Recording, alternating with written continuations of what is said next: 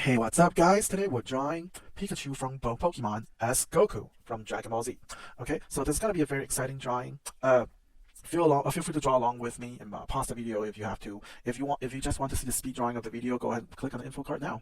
Okay, but besides that, you're going to need a couple things. Okay, so it's a little bit more than just paper and pencil. You're going to need a computer with Photoshop installed, and then you're also going to need a tablet, a drawing tablet. Okay, so if you don't have a drawing tablet, you don't have Photoshop, this is probably gonna be more difficult. You can still watch the process, but you're going to need Photoshop and a drawing tablet for this. Okay, all right. So pretty much the process is the same. Traditional paper technique and digital. You'll see like when I go through everything. Okay, but pretty much I only use the brush tool and the eraser tool. That's it. So let me get my big mouse. So if you hit B, you'll have your brush tool. If you hit E, you'll have your eraser. And then if you hit X, you can switch from black and white to white and black. Okay, so see that white and white, white and black, black and white. Okay, so B is for brush, E is for eraser, and X is to switch from black to white. That's going to be very useful when you color in your Rimlight, highlight, and shadow. Okay? Alright, so let's get started. Okay, so before we start our drawing, let's take a look at a couple of reference pictures that I found for this drawing. So, right here, I got some images of Kid Goku on the Nimbus Cloud. Okay, so I can take a look at the pose on these three reference pictures and take a look at how Goku is drawn, okay, and how the Nimbus is drawn, and references the pose. Like out of these three poses, I'm probably going to choose this one because I like this pose the most, okay, but I can still find details that I can use from the other references, you know, because sometimes some details are not visible on the pose, on the reference image that you chose, but you're able to find that detail on other images, okay, and you can put those. For example, I know that there's an emblem on the shirt. Okay, everybody knows there's an emblem here, but let's just say you don't. See, that emblem is not showing up here. Okay, but since Pikachu has such a different body form, you know, with this pose, that emblem might be visible. Okay, so it's good to know there is an emblem there. So when we draw Pikachu in this pose, we can put an emblem there. Okay, so now if you don't have multiple monitors, I would suggest you to print out the reference pictures so that you can constantly look at it and reference it. So since I do have multiple monitors, luckily, unfortunately, so I'm just gonna drag these to the side to my other monitor. Okay, I want you to know that these exist, and when I'm making the drawing, I'm constantly looking back at it, okay, to double check the pose and like the aesthetic of the drawing. Okay, so now let's take a look at some pictures of Pikachu. Now, we've drawn Pikachu already, and if you're interested in that video, please click on the info card. Okay, but I would encourage you to draw Pikachu based on one of these reference images first and understand and study it, and then jump to this exercise, because this exercise is more difficult. So see, I have 5 images of Pikachu here. I believe the one that we did, okay, to study Pikachu is this one. So I think this one we drawn before. Okay, so so now I have 5 different poses of Pikachu. The reason is I want to see all sides of him. I want to see the back. I want to see the sides. I want to see the front. I want to see what he looks like when he jumps up. I want to see what he looks like when he has a fist instead of all fingers out like that. Okay, so grab as many Pikachu reference images as you can. You know, like I said, if you have multiple monitors, you can drag it on your other monitor.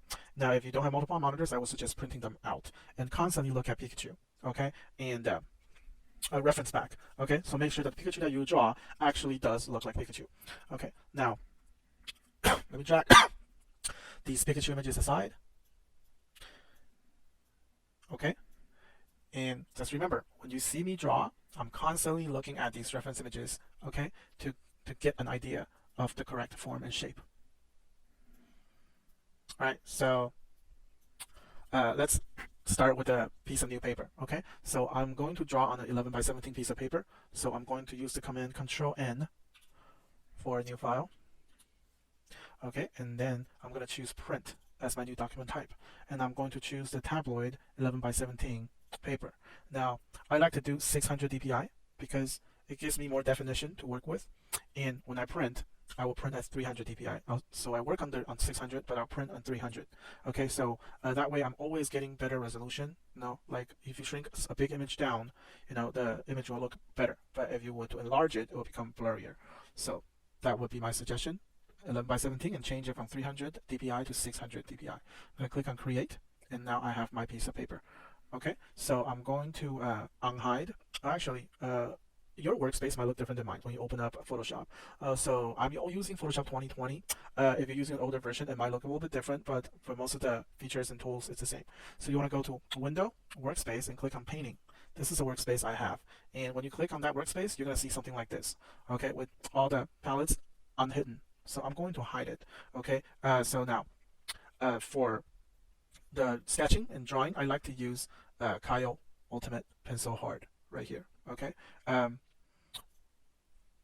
I will hide all these palettes and just unhide layer. So I will see all the layers because I'm going to have many layers, okay? And then I'm going to start my new drawing on the new layer. So I'm going to do a Control Shift N for a new layer. I'm going to name this new layer Basic Shape. Let's do a Basic Shape and Form. So let's do Form Figuring first. So Form Figuring. Hit OK, and you'll see that we're instantly in this new layer. Okay, all right. So now let's start Basic Shape and Form.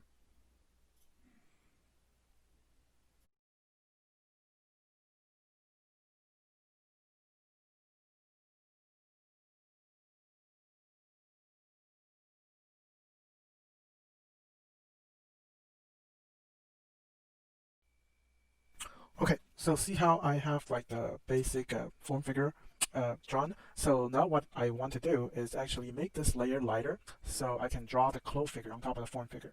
Okay, so let me turn on my big mouse. There you go. Okay, so now what I want to do is see this layer right here. It has an opacity value. I'm going to drag this opacity value down so that all the line work are going to be thinner. See? So I can draw on top of it and refine it. So next, I'm going to do a Control HN to create a new layer again. And this layer, I'm going to call it Clothes Figure.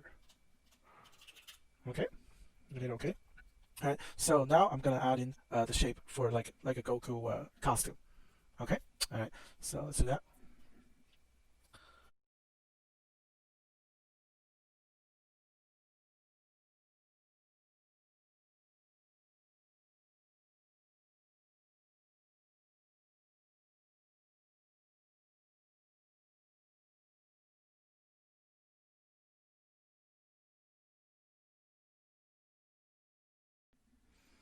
Okay, so now I pretty much have like all the clothes that like pretty much Goku's costume Pikachu already. So at this stage, before I start refining the drawing, I like to kind of just move the whole thing around and see if like the entire drawing is where I want it to be on the paper, or scale it bigger or smaller. So I'm just gonna use zoom command, Control space to click to zoom in, Control Alt space click to zoom out, and I'm gonna zoom out to see until I can see the entire paper. And I'm going to Control click both layers and use Control T to free transform and kind of just move this image kind of to like the center of the page. And I want to hold down Alt and drag one of the corners to uniformly make it a little bit bigger.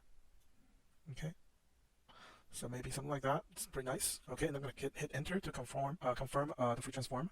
Okay, so just before I go into refine the entire drawing, I like to do this so that I know like good. That's I don't have to worry about anything. I can start refining. So to start refining, I'm gonna just select the clothes figuring layer, and then I'm going to drag the opacity from 100% to about,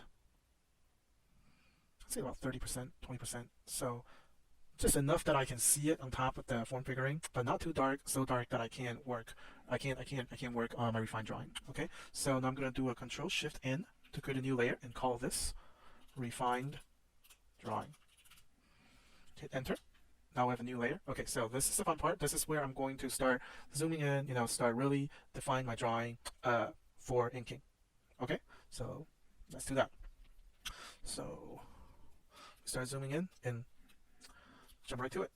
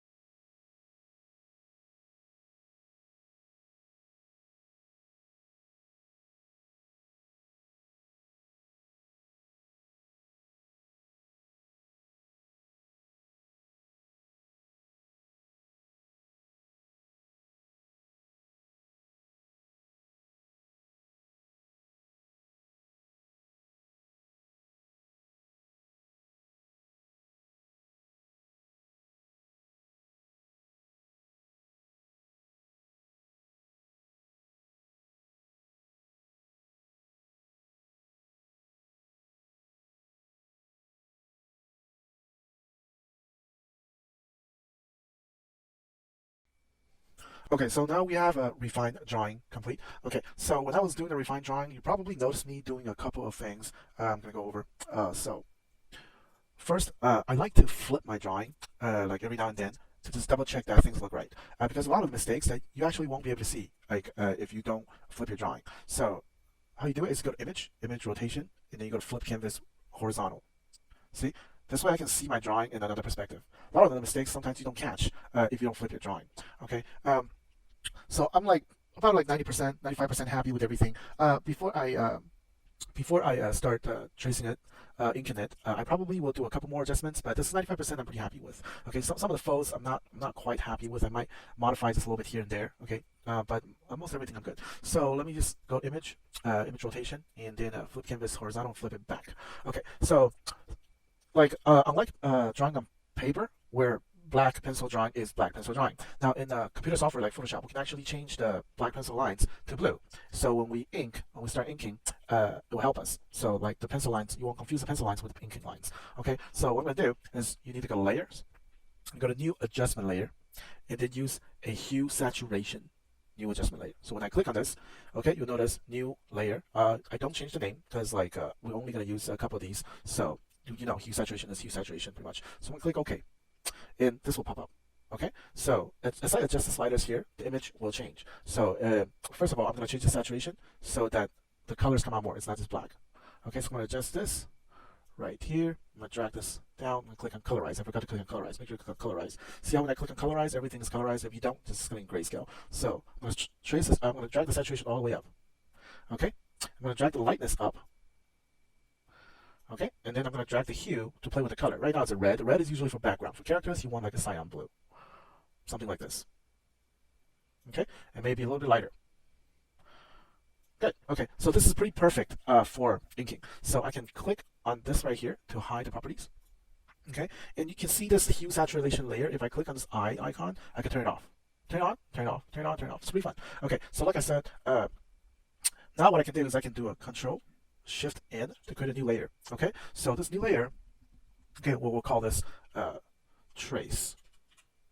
Okay, hit OK, because we're going to trace our lines. Okay, we'll trace the blue lines with black again, but this time we're really going to pay attention to how we're drawing those lines to make those lines look fluent and nice. So click OK. So see, anything under this hue saturation layer, the colors will be affected. Anything above, it will not. So if I grab my pencil now and if I draw again, see how I have black on top of the blue, which is exactly what I want.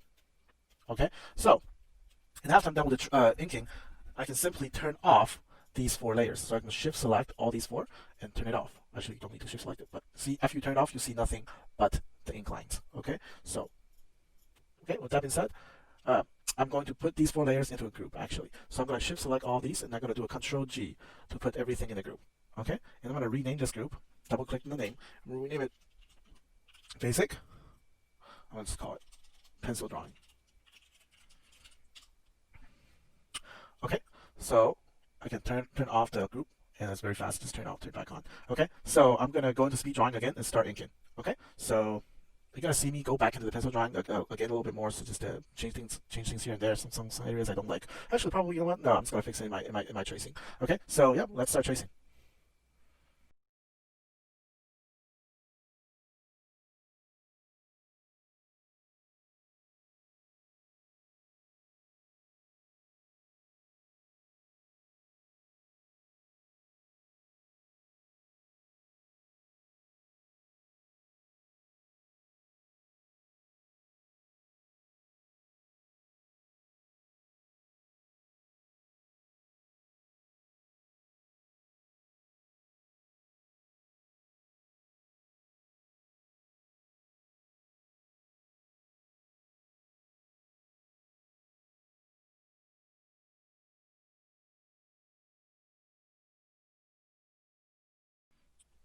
Okay, so you see that I finished tracing, and all I have to do right now is to turn off this visibility of this group, the pencil drawing. If I turn it off, and there, I will have nothing but just the marker. Okay, now next what I'm going to do is add in the midtone colors. Okay, so alright, so next step is coloring. So I'm going to create a new layer. I'm going to do a Control Shift N, Control Shift N, Control Shift N. Okay, and I'm going to call this layer color. with an S. Okay, now in this new layer, I'm going to use the pencil tool instead of the brush tool, because with the pencil tool, you get crisp, hard edges. Okay, so let me explain that. So if I zoom in, there you go. If I use a brush, see how soft that is? Like around the edge. It's like super soft. But if I use a pencil, see? The edges are super hard. It's like pixelated. That's what I want. So I'm going to color with pencil tool, okay, on this color layer. Okay, like yellow for the body, you know, kind of like red, orange, red for the shirt, and so on. And in a minute, I'll have all the colors in blocks. Okay, so let me do that real quick and I'll explain further. All right, cool.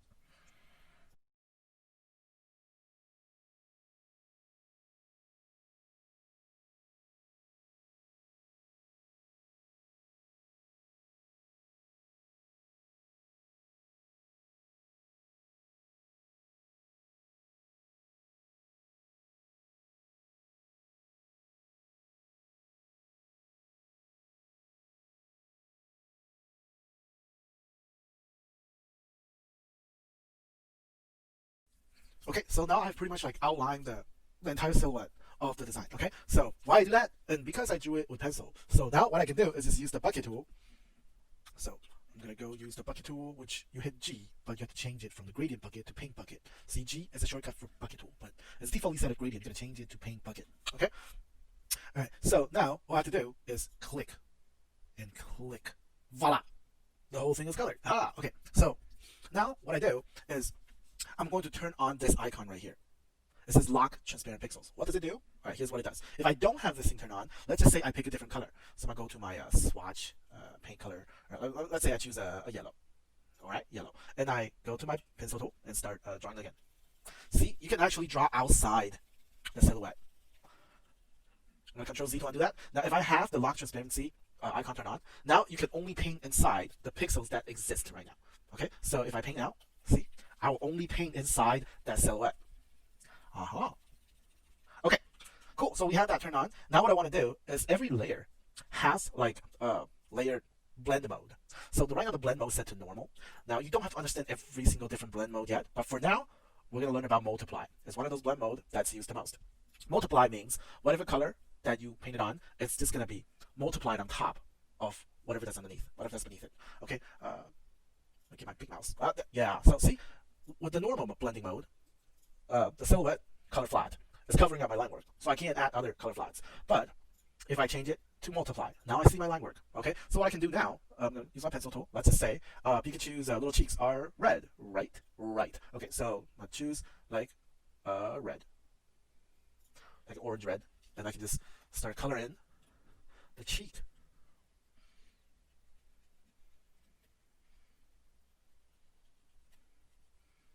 Aha. Okay. Now, it comes in very handy here though. See? It won't color outside. Isn't that cool? Okay, so.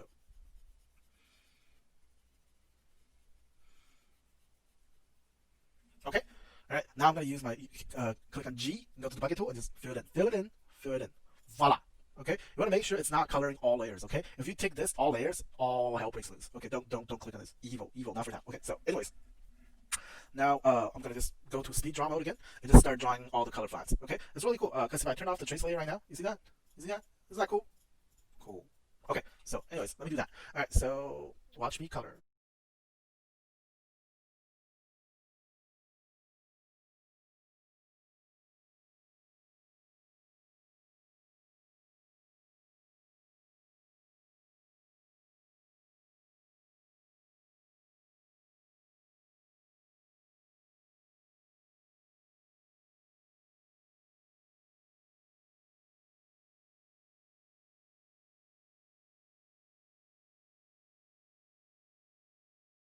Okay, so now I have all the color flats in. I can use the magic wand tool, which is right here. Okay, or the quick key W, and select any color flats I want, pretty much. Okay, make sure that contiguous is turned off. So if it's turned on, it will select only one area. For example, let me demonstrate if I turn this on. Instead of selecting all the orange, it's going to select this one area of orange. That's why I like to turn it off. So now it selects all the orange. See that? Cool. Okay. So, ooh, missed one spot. Okay.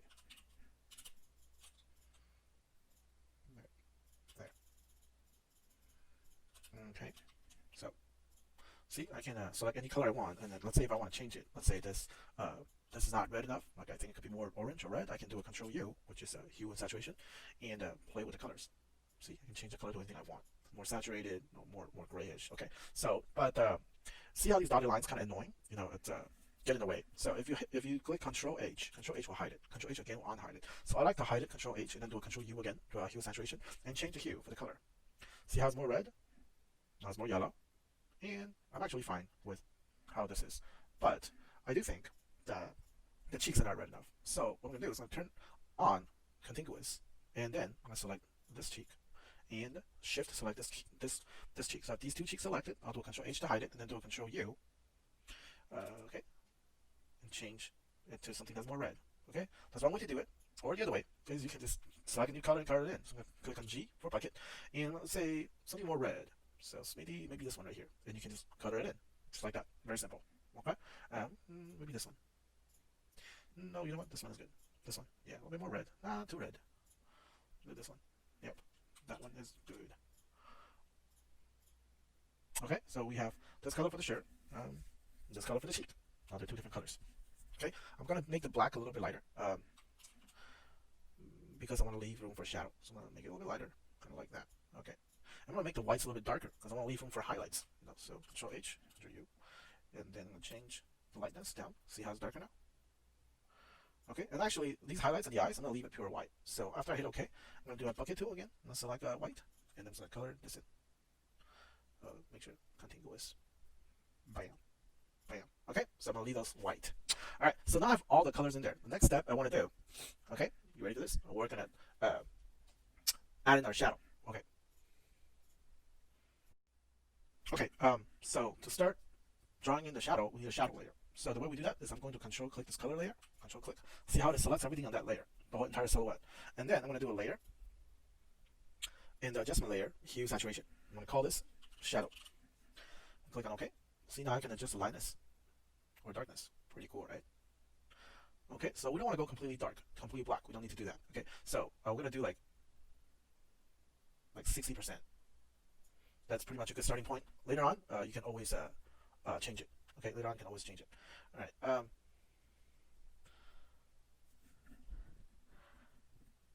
So next, what I'm going to do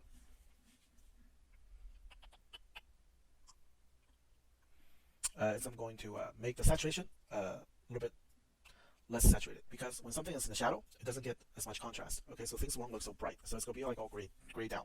Okay, so I'm going to turn it down 40. Okay, and I'm also going to hit colorize. Okay, so actually colorize is probably not a good idea. I'll try colorize. Okay, so I'm probably going to add a little bit more blue tone to it. Actually, we'll stay at 0. Okay, so 0 is good. All right. Now I'm going to double click on this layer. Let me see what else we can do. Nope. Okay, so shadow layer is pretty much ready. Okay, so I'm going to put it in a folder right here. Okay, I'm going to call this folder shadow. So we have shadow, just layer, and under the shadow layer. Okay, and then I'm going to click on this. That's the mask. And fill it in with black. Okay. Well, actually, no. What I can do now is start painting in my midtones. So, you know, on a white piece of paper, like you will add the shadow on top of the midtone. And the digital coloring actually works the other way around. I mean, it could work the same way, but it's easier if you do it the other way around. So we're going to start with the shadow and then paint in the midtones. So if I have my brush, okay, and now just watch this, okay? If I paint somewhere black, it's going to become lighter. See that? Pretty cool, right? Okay, so let's just say I'm gonna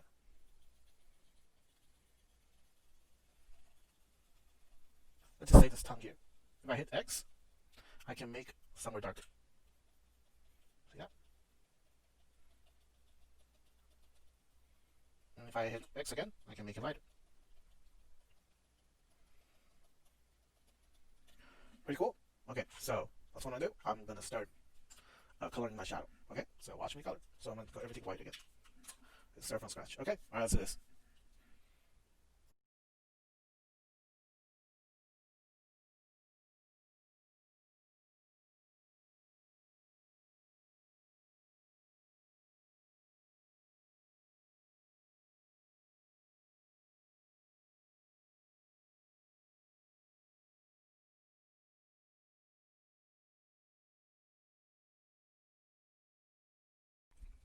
Okay, so see now I have all the shadows colored in, and now we're gonna do highlights. Okay, so for highlights, the shadows will refine it because this is digital painting. We can go back and forth.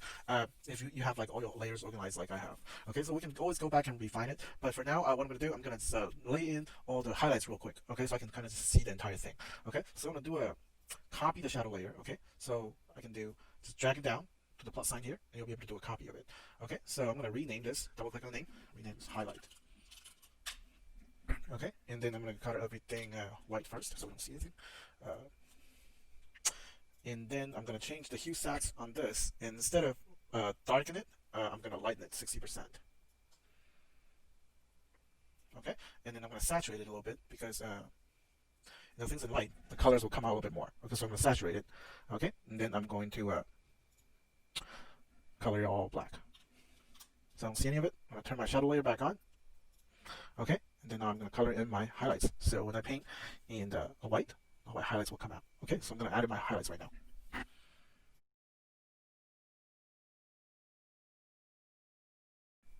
Alright, so I have my highlights in here now. So I'm going to turn it off for now and start working on the shadow again. So I want to find out where like my form shadows are, where my cast shadows are, because the cast shadows are going to be harder on the edge, and the form shadow will be softer on the edge. Okay, so let's do that.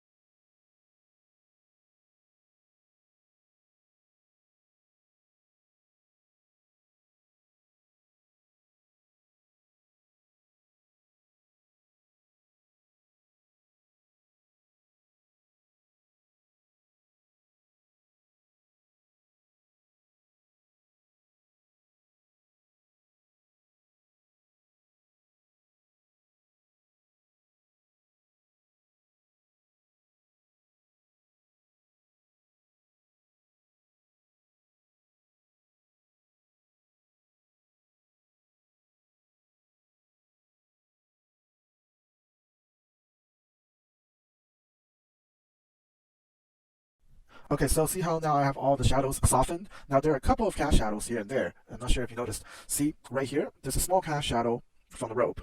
And there's some cast shadow right here under the belt and where the belt fly up and under the knee. But besides that, if our light source is coming from the top right down to the bottom left, you don't really see a lot of cast shadow, or it doesn't need to be. I mean, I could put some cast shadow on the cloud, but clouds is just so soft and fluffy, you don't really get cast shadow. Okay, you get cast shadow mostly from like hard surface forms like the knee, like the rope, like that. But most everything else is form shadow. All right, so next one I'm gonna do is turn on my highlight layer and start refining my highlight. See how I highlight right now is just very hard right now. But now highlight pretty much everything is unless you're doing metallic. If you're not doing metallic, the highlights are gonna be like soft, like form shadow. Okay, so I'm gonna start refining that.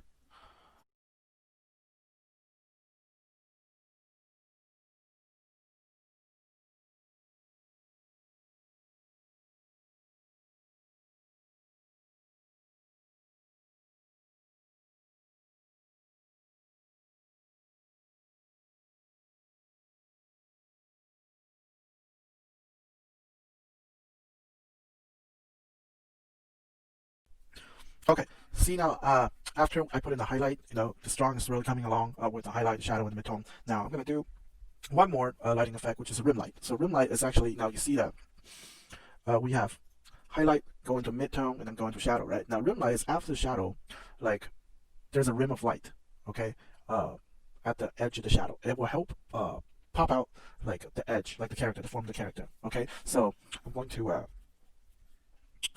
for the highlight layer, I'm going to just copy the highlight folder, and I'm going to rename it Rimlight. Okay, and then I'm going to color everything black. Okay, so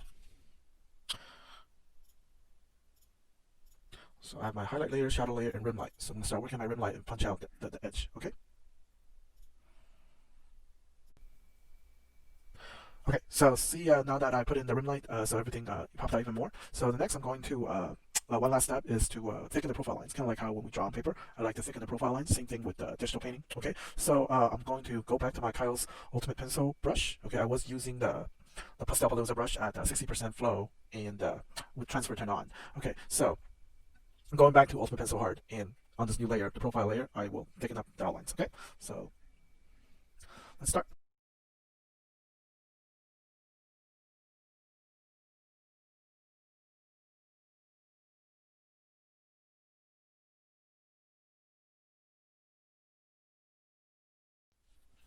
And there we have it, Pikachu as Goku.